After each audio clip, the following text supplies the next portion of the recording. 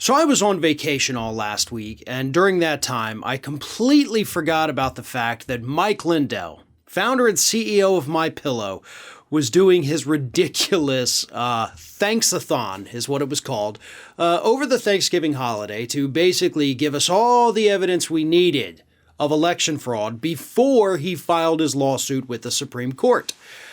And then on Sunday, Lindale posted a video to his website, Frank's Speech, where he attacked the conservative media for not covering his event because he had nothing to offer.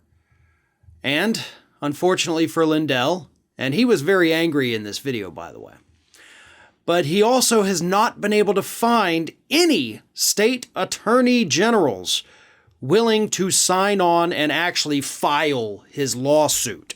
Because you see, that's what actually has to happen here. And I know Mike Lindell's kind of been keeping his audience in the dark about it, so I'll just explain that. He, as an individual citizen, cannot just go and file this lawsuit with the Supreme Court. That would be crazy. People would do that all the time. What he would have to have is at least one state attorney general who has evidence to bring to the Supreme Court to file a lawsuit challenging the election results from their state. Now, Lindell swears he has the evidence. Again, he had another 3-day event, just like he had back in August, where he didn't give any evidence at all.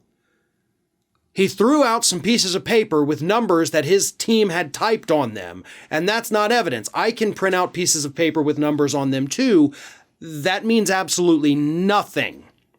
So, Lindell has not been able to find any attorneys general willing to sign on to his lawsuit, but he said it's really only because all those attorneys general right now, which yes, that is how you say it, and I know it sounds weird, but you do say attorneys general, they're all so busy trying to protect kids from not having to get COVID shots.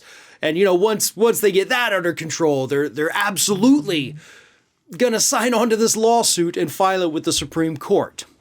Which, by the way, we've already missed Lindell's own self-imposed deadline of November 23rd. That was when the suit was supposed to be filed, but those pesky kids wanting to get COVID shots, I guess, held up those attorneys general.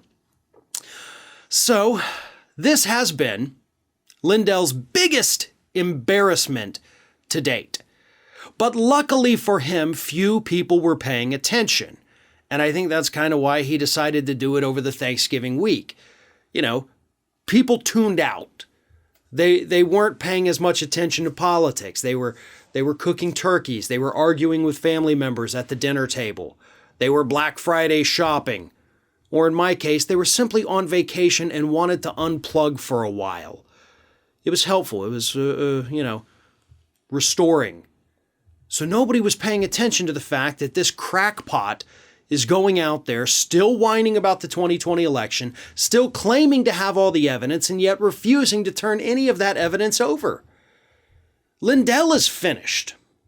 And I think that's pretty obvious by now, but of course, we had to wait and see how it all played out. Maybe he had a lawsuit, maybe he had state attorneys general. He has nothing. He has nobody in his corner, and that's why he lashed out in that video on Sunday, attacking the conservative media for not having his back. Attacking these attorneys general for spending too much time fighting COVID shots for kids, which isn't a thing that's actually happening, by the way. He's lying about all of it. He is making this crap up as he goes. And the more he lies, the more trouble he gets himself into with these defamation lawsuits that he is facing. You know, as we've discussed in the past, he's being sued for $1.3 billion. The guy has a net worth, a real market value, I guess if you want to call it that, of about $300 million. So that leaves him $1 billion short. $1.3 billion in lawsuits, $300 million value is $1 billion short. Even if you cut that lawsuit down to a quarter of what is currently being sought, he can't pay it. He is likely going to lose his company. That's what legal experts are telling us right now. And I think that's why he's getting so desperate. That's why he's getting more frantic.